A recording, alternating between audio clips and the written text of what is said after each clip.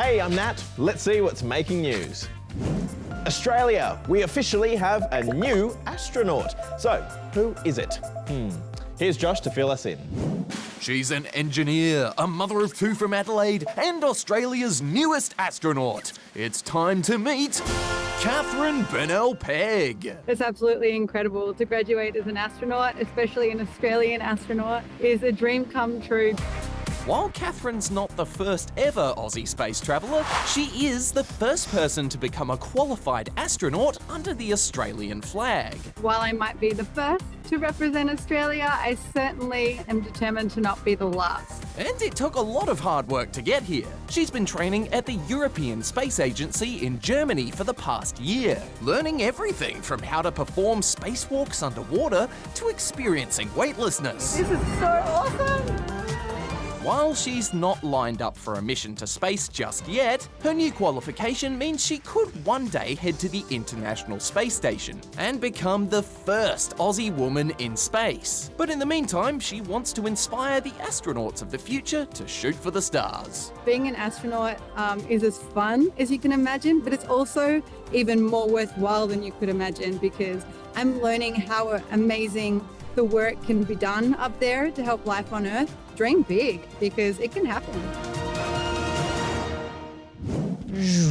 Aussie skateboarding star Arissa True has just won one of the world's biggest sporting awards. The 14-year-old was named Action Person of the Year at the Laureus World Sports Awards for becoming the first woman in competition to land this epic 720 trick, all in front of her idol, skateboarding legend Tony Hawk. When I landed it in front of him, I was just so happy because he invented the trick.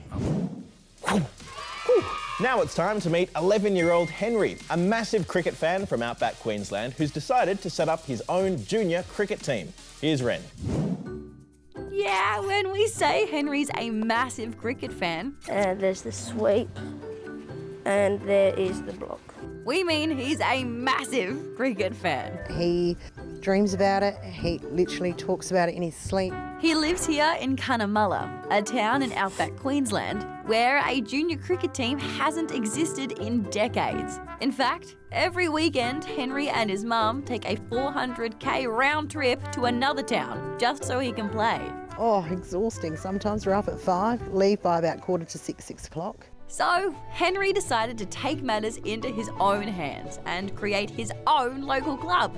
He got to work making flyers to put around town. It says come down every Monday, Wednesday and Friday, 3 till 5 p.m, hosted by Henry Land.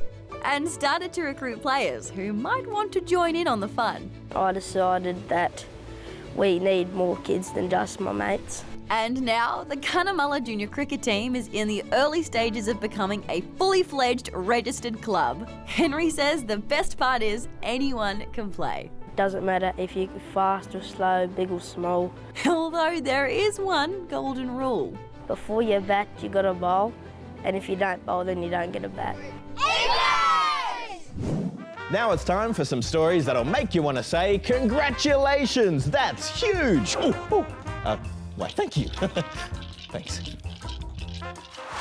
First up, to a message from Robert Irwin. G'day guys, I've got some really exciting news. A brand new species of snail that has just been discovered has been named after me. Yep, the TV personality and wildlife warrior is pretty stoked about having this new snail named after him. The Figuladra Robert Irwini was discovered in Queensland and now means that Robert joins his dad Steve, who also has a snail named after him.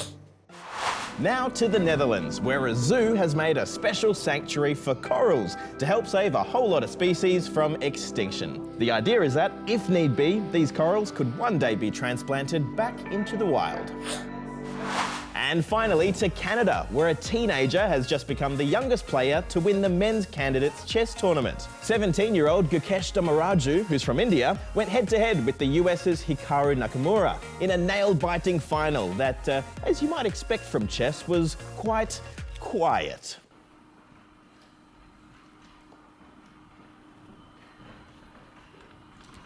Well, that's all we've got time for today. We'll see you tomorrow. Bye-bye.